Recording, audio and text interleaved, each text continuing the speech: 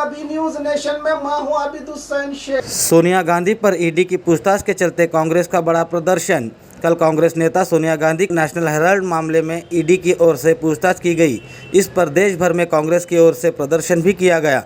इसी तरह बीजापुर में केपीसीसी सतीश जारकिहोली के नेतृत्व में शहर में गांधी चौक सर्कल से होते हुए डीसी दफ्तर पहुंचकर केंद्र सरकार के खिलाफ डीसी के जरिए राष्ट्रपति को मेमोरेंडम सौंपा गया। इस मौके पर जिला अध्यक्ष राजू आलगुर, ब्लॉक अध्यक्ष जमीर बख्शी, हमीद मुशरीफ के अलावा बड़ी तादाद में कांग्रेस के कार्यकर्ता भी थे मौजूद।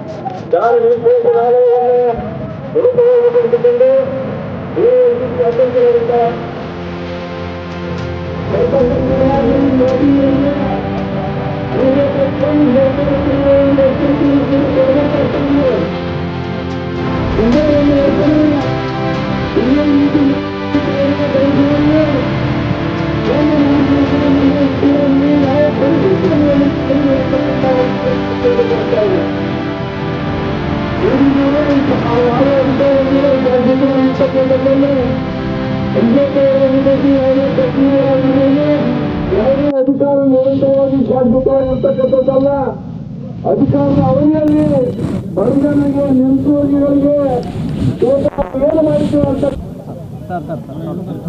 ಕೇಂದ್ರ ಸರ್ಕಾರದ ಅಂಗಸಂಸ್ಥೆಗಳಿಂದ ದುರ್ಬಲಪಡಿಸಿದಂತ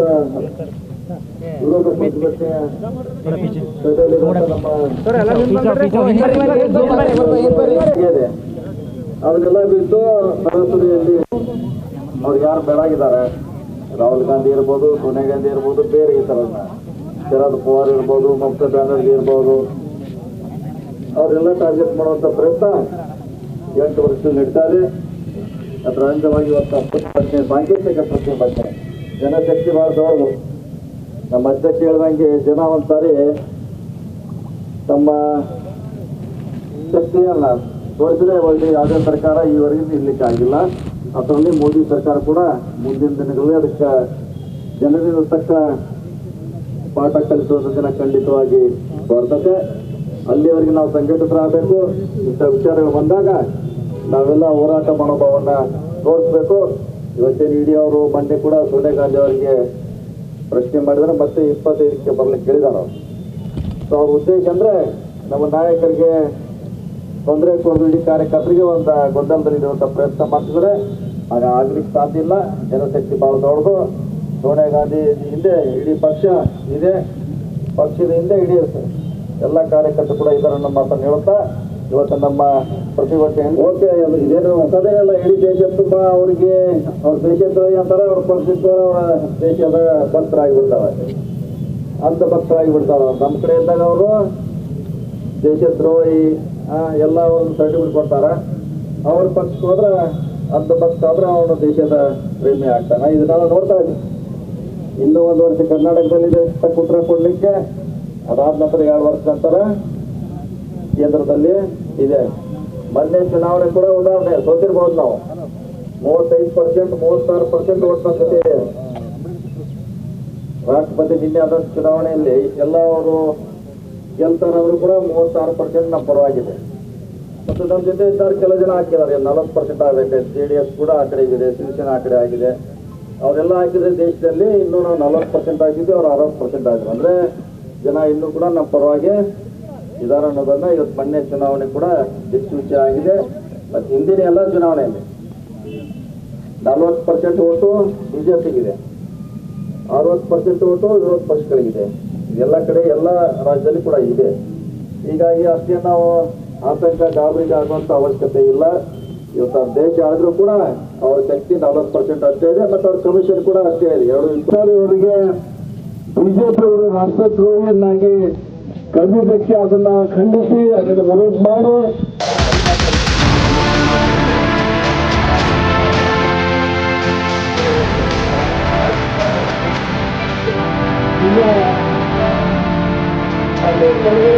ಮಾತಾಡಬೇಕು.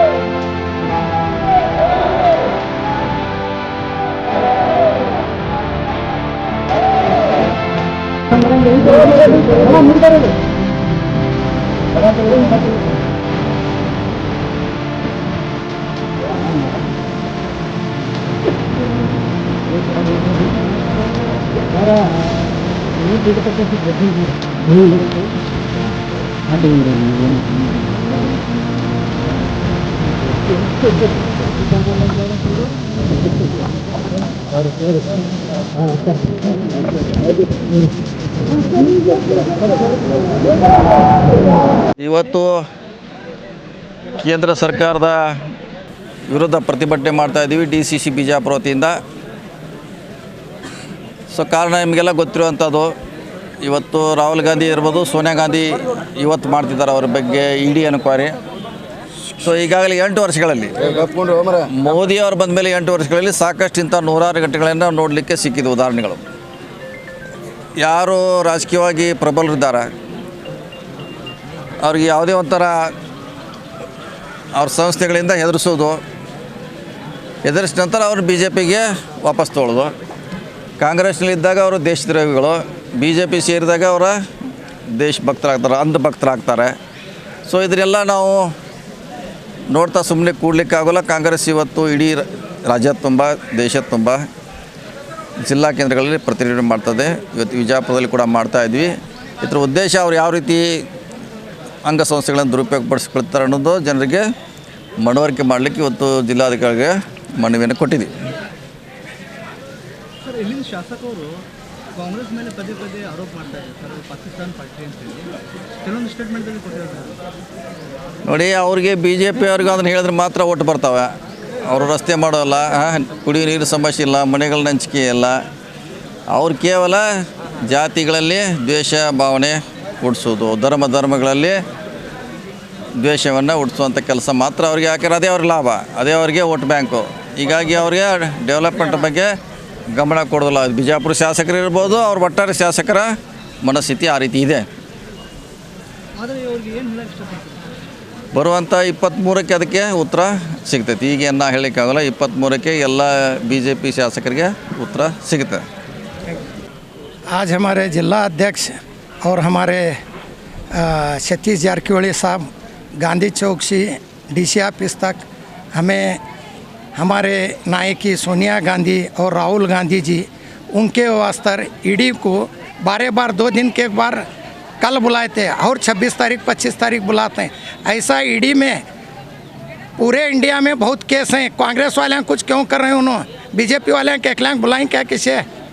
किसे भी नहीं बुला रहे. उन्होंने BJP वाले हमारी कहाँ कांग्रेस गवर्नमेंट है, कहाँ कांग्रेस के लीडर हैं, उनको ED का डराने का. BJP में आओ, नहीं तो पार्टी छोड़ो, नहीं तुम ना अंदर बातों का डरा रहे हैं. ये तो बहुत दिन नहीं चलने वाला है BJP वाले को. ये पूरी पब्लिक पीठ लग को उनको घर को पहुंचाती है. ये गरीबों का देश है, गरीबों के वास्ते है. ये तुम्हें सौकारा को महंगा करे सरकार. हर एक अनाज के ऊपर तुम्हें टैक्स बटाते हैं, GST बटाते हैं और ले को जाते हैं. MLA को केस करते हैं, नोटिस देते हैं. कांग्रेस वाले चाहिए क्या तुमने BJP थोड़ा गिला रोक दो. भाड़ मंदी अदर बहुत जने हैं पैसे वाले. BJP वाले दो एक लेक अरेस्ट करो. पहला BJP वाले कौन से MLA के अरेस्ट कर को बताओ कि नहीं करते.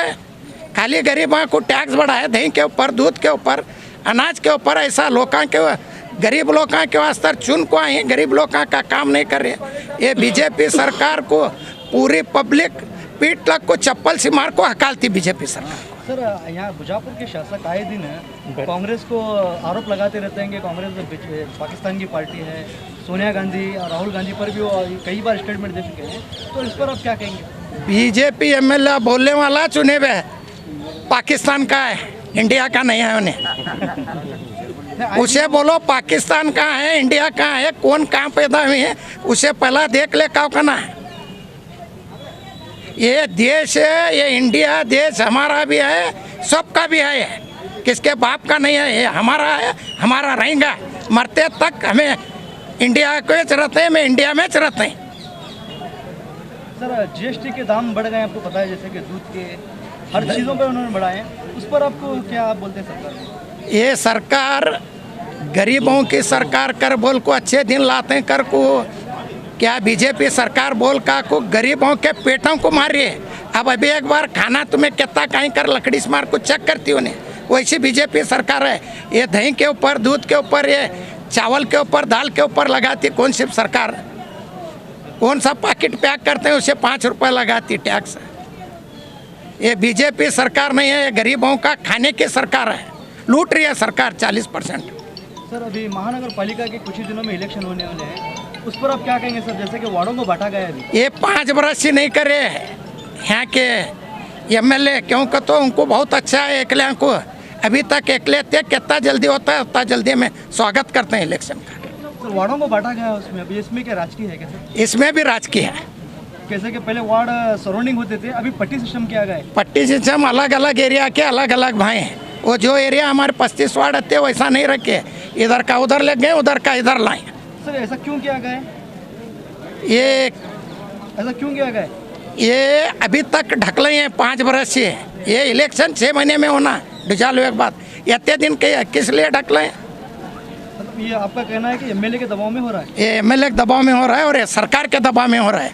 ये सरकार कौन सा एमएलए घट है और कौन चुन को आता है, कौन क्या करता है, उन्हें सीएम होता है तो उसे ऐसो रेड करती है, एक नोटिस देती है, क्या नहीं एक लव लेटर देती है, उनको बुलाती है।